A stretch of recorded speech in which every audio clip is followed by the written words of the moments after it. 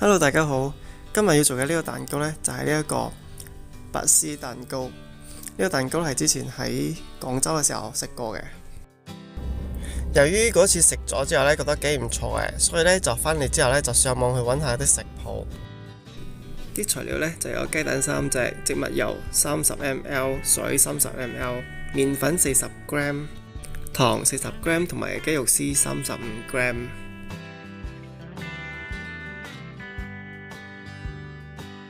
首先呢，就係將雞蛋嘅蛋黃同埋蛋白分開，各自倒入唔同嘅碗或者係兜啦，就輕輕咁樣打散個蛋黃先。之後呢，就落埋啲水同埋繼續咁樣攪勻佢啦。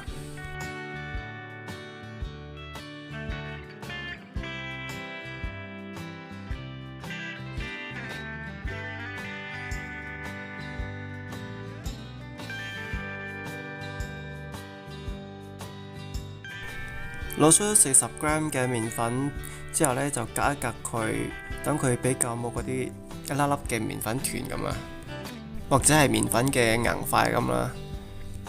我哋呢度用到嘅麵粉呢，就係低筋麵粉啦。低筋麵粉呢，就比較唔會起筋，就適合攞嚟做蛋糕嘅。落完啲麵粉呢，就攪拌下佢，等啲麵粉呢融合喺個蛋漿入邊。接落嚟呢，就係啲雞肉絲啦，啲雞肉絲呢，就要整鬆佢嘅，都係唔要有一粒粒或者嗰啲硬塊咁嘅。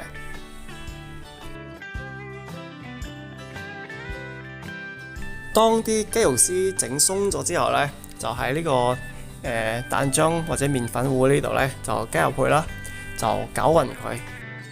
同埋呢啲雞肉絲呢，就唔好一次過落晒啦，分成幾次咁樣慢慢落。盡量呢就係搞到佢比較均勻少少。當嗰啲雞肉絲呢同埋啲蛋漿攪勻之後呢，就加埋啲植物油。我用嘅植物油呢就係粟米油啦。加咗啲油入去呢，都係依然要將佢攪勻嘅。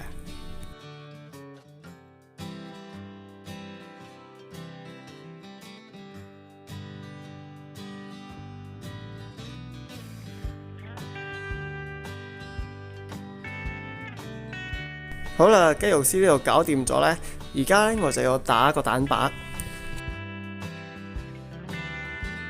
開頭嘅時候呢，就用比較慢嘅速度，將啲蛋白打起少少先。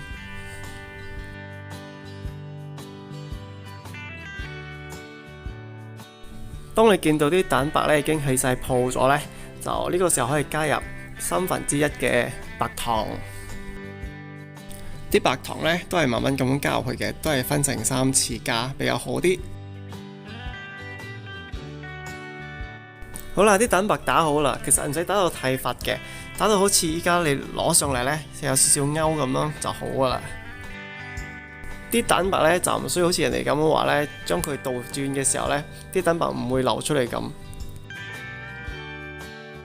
蛋白打好之後呢，依家呢就將兩樣嘢合埋一齊。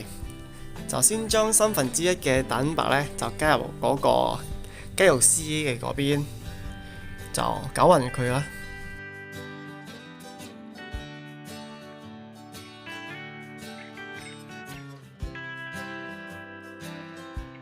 攪嘅時候呢，就唔好太大力咁樣攪，慢慢咁樣呢，就喺中間切落去之後轉一圈咁樣攪啦，同埋喺下低掘啲嘢上嚟，會比較好啲嘅。第一個回合嘅蛋白同埋蛋漿呢，就溝完啦，依家呢，就將第2次同埋第3次嘅溝埋一齊啦。其實要分成幾次嚟溝啲蛋白同埋蛋漿呢，係因為第一次溝埋嘅時候呢，可以將啲蛋漿呢，就變成比較接近個蛋白啦，就變成冇咁結，所以呢，之後溝埋嗰啲蛋白呢，就會比較靚啲啦。好啦，啲蛋漿就搞掂啦。依家呢，就倒入個模入邊，之後就擺埋入去個焗爐入邊焗。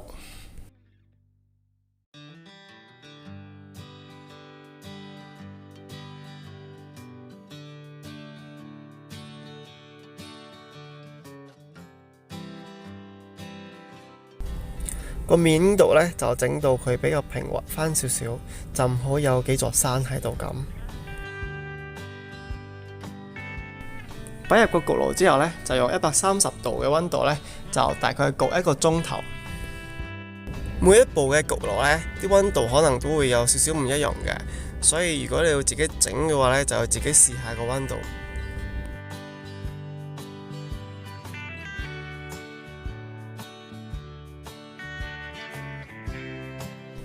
好啦，個蛋糕就整好啦，攞咗出嚟。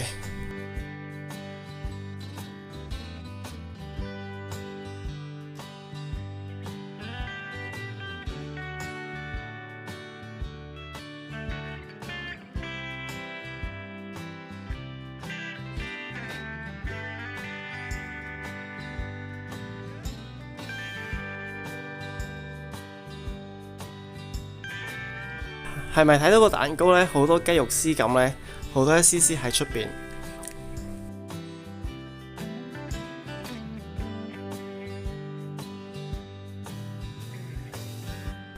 喺呢旁邊呢，仲睇到好多一絲絲嘅，可以將佢搣出嚟嘅。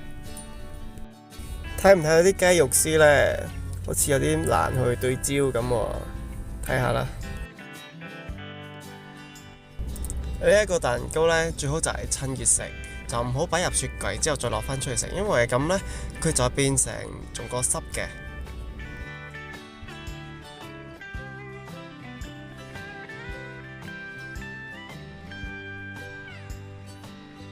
將個蛋糕搣開嘅時候呢，就可以睇到其實係好多一絲絲嘅雞肉絲嘅。所以呢，呢一個蛋糕就叫做拔絲蛋糕。個意思呢，就係當你搣佢嘅時候呢，就好似拔緊嗰啲絲出嚟咁啦。好啦，今日嘅蛋糕呢就完成。就如果你中意嘅話呢，就幫我撳個 like 同埋 subscribe channel 啦，同埋 like Facebook 啦、Instagram 啦，係咁啦，拜拜。